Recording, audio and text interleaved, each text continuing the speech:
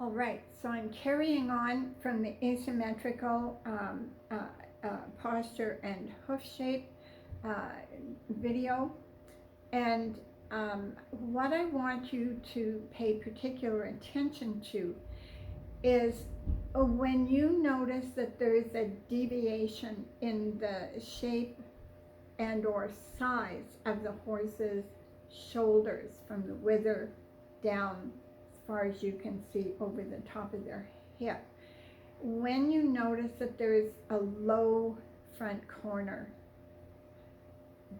then put that in your memory banks, and now you're riding the horse or you're watching your student ride the horse, and you notice that the rider in certain situations, maybe let's say for example the right shoulder of the horse is low, and when the rider is going around a left turn in the arena, you might notice that the rider loses their balance to the outside.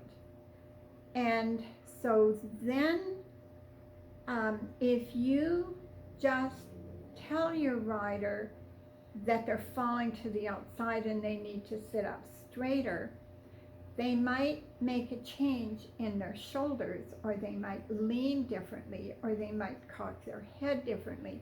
But where the real problem is, and this is an important thing to consider, is that, and I did this for years, it took me a long time to wrap my head around this, is that we kind of assume the horse's back is level. But when we have a shoulder that's lower, noticeably lower than the other, then that creates an unlevelness in the top of the horse's back. And when that low area happens to be on the outside of a turn, that will automatically cause the rider's pelvis to drop into that hole. It'll probably be low on that side most of the time. And it'll be worse, a bigger problem for them when they're going around the turn. And the thing that happens with that is, if we think of a corner in an arena as being like a quarter of a circle, then what will happen very often, particularly we'll see it in a corner that the horse is a little uncomfortable with, that the horse will, instead of going around the arc of that corner, they'll cut across it. They'll take the tangent across. And we can think, well, maybe they're being lazy because they know they're going to have to get over to that other side, so they might as well take the short route. But that's not really what's happening. What's happening is the rider falls to the outside with their seat bone, which has the tendency to push the horse's shoulder in, which sticks their elbow out, so then that inside front leg goes in a straight line, and if the horse is actually going to turn, it's going to take its outside front to make the turn.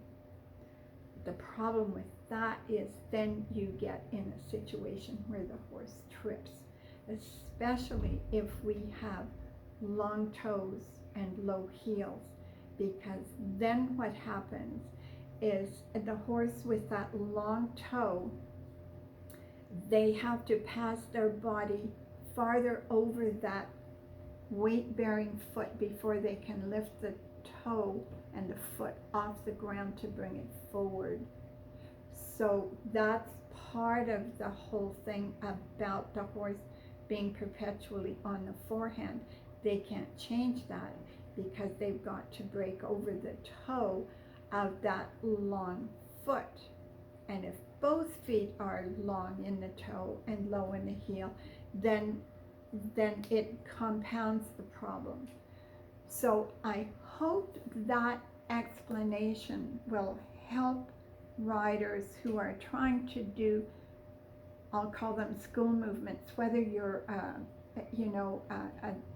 somebody trying to learn dressage movements, or if you're doing anything else, English or Western, it doesn't matter. It still has to do with how that horse has to move itself, move its feet to control its balance and its posture.